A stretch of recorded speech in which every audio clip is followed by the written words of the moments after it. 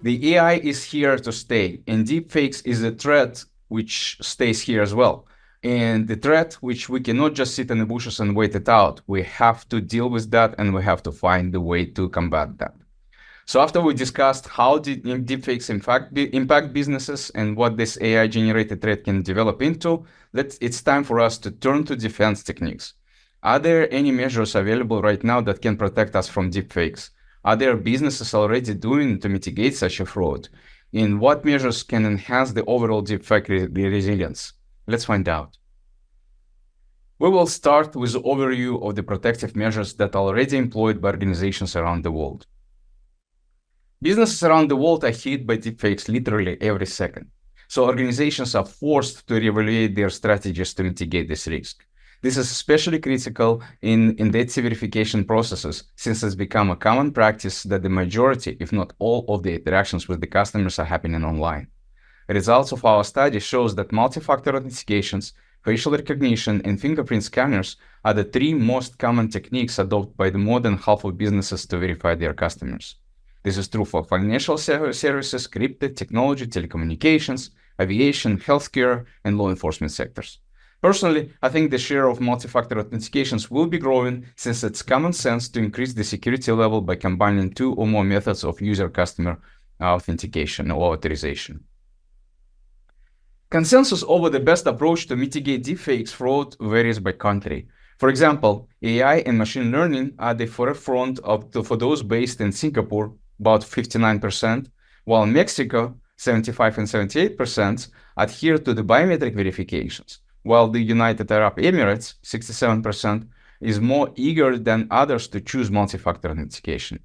If we look at the US, the majority of businesses, 56%, opt for multi-factor authentication. Also, the half of the surveyed organizations rely on biometrics checks, namely facial and fingerprint. A slightly less number have chosen AI and machine learning tools to be able to detect deepfakes. Interestingly, liveness checks of IDs are not among the top methods, unlike the other surveyed regions. I think it's related to the use of the fingerprint and facial recognition in the day-to-day use of mobile phones, laptops, and PCs. So the industries opt in for the practices the common user is already familiar with. However, the vast majority of organizations believe that it is a combination of identity verification methods that is the most effective way to tackle new threats. On average, there are 2 to 3 measures in place to mitigate the risks associated with deepfakes. When asked what are the most effective ways for online users to provide their identity while eliminating the possibility of using deepfakes, 93% of the businesses believe that the combination of biometric verification and online document verification is the most reliable solution. And this is the top choice. The other choices are, at the same time, is 91%, for example, consider using the biometric verification in live video interviews to prevent deepfake frauds. A bit less of businesses, about 84%, think that this is a combination of live video interviews and online document verification that would help them to cope with the deepfakes effectively. Individually, biometric verification was considered the most effective method by 64% of organizations. When talking about industries, checking biometrics and documents online is the most preferred method for the law enforcement, by 97%, and financial sectors, 96%. The organizations with the highest stakes. The price of an error is quite critical. The telecom sector believes that the most reliable measure is this mix of biometric verification and live video interviews, about 92%. Law enforcement, 96%, and crypto, 90%. More than other industries consider the combination of online document verification and live video interviews to be a powerful tool against the deepfakes. On the contrary, healthcare business think that this method is the least effective. Interestingly, financial organizations also do not think that the effectiveness of the live video interview. Only 36% in the sector, or 12% points less than the global average, consider the measure is a sufficient anti-deepfake tool. I think the phenomenon of last two industries might be attributed to the task of conducting video interviews. The financial services aim for minimizing live interactions for financial transactions by automating all the processes. So the live interview with the human-to-human interactions might be considered as a stepping back. In the healthcare, a majority of the live video interviews are related to so-called online doctor visits. So the video interview becomes essential part of the doctor visit and might not be seen as a separate verification or authentication process. So let's see how businesses view the strengths of their defense against the deepfakes. First of all, and unsurprisingly, the organizations that have already experienced identity fraud are more likely to implement measures to combat the risk of the deepfakes. Typically, these companies take digital document verification with liveness detection much more seriously. But even with all the variety of protective measures employed, nearly half of the businesses, 44%, report that they aren't very confident in their ability to detect deepfakes for their organization. However, confidence level rise for those who adopted an online ID verification solutions early, by over 20% of those who adopted the solution 7 years ago versus those who have adopted it more recently. There is no surprise in the results presented in the last 3 slides. We all tend to be reactive rather than proactive when it comes to address certain issues. The deepfakes are relatively new scare in the media and popular culture, and last but not least, the more one is familiar with the fraud prevention tools and the procedures, the easier it becomes to try something new to enhance the level of the protection. Fraudsters are more inclined to target where the money is. So that's financial services and crypto. These sectors know they are constantly under attack. Therefore, it is expected that they should have the strongest protection. So let's look into these two industries. If we look at the financial services or fiat currency services, we all see that this industry predominantly relies on the facial recognition and multi-factor authentication methods, with 66% and 65% of responders choosing these options respectively. These numbers are higher than the global average, 55 and 58%.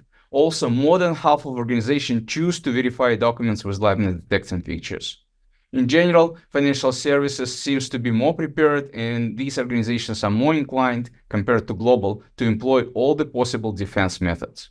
No surprise here, obviously, they are in essence in the front line of the anti-fraud battle. But if you look at the crypto, just like a financial services, the crypto industry prefers the facial recognition and multi-factor authentication. However, interestingly, crypto tends to trust a little bit more in AI and machine learning mechanism, 49% versus 46% global. However, 43% of our businesses in crypto do not feel confident in their ability to detect deepfakes. I think this is actually can be attributed to the nature of the crypto platforms. For a long time, they did not require in-depth user authorization, and many users are still hesitant to use their own face in the process for registration and verification. While the businesses around the globe are adopting the variety of the methods to defend against the deepfakes, these measures are only the beginning. In the area of the sophisticated AI-generated fraud, the please provide a photo of your ID approach doesn't work any longer. Deepfakes are often impeccable now, and humans are even technologies might not be able to detect them. So it's strongly advised to switch to a new approach, which we at Regula call liveness-centric verification. This approach is focused on dealing with the physical objects only, both faces and documents, and their dynamic parameters. No scans, no photo, only real documents and real people. Organizations must ensure that they are verifying a real person. Therefore, they should enable liveness checks for both of their IDs and their face. Currently, most AI-generated forgery still lacks naturalness, and it shows in liveness section. Deepfakes don't reflect shadows, and their backgrounds are quite weird. Fake documents don't show optically variable security elements, and their holograms do not project specific images at center angles. In other words, when you see a physical object, be it a person face or their ID, you are able to examine it much more carefully and comprehensively than checking just a scan or photo of the document or the person. The crucial thing in this approach is to ensure that you're really dealing with the physical object, not a substituted screen.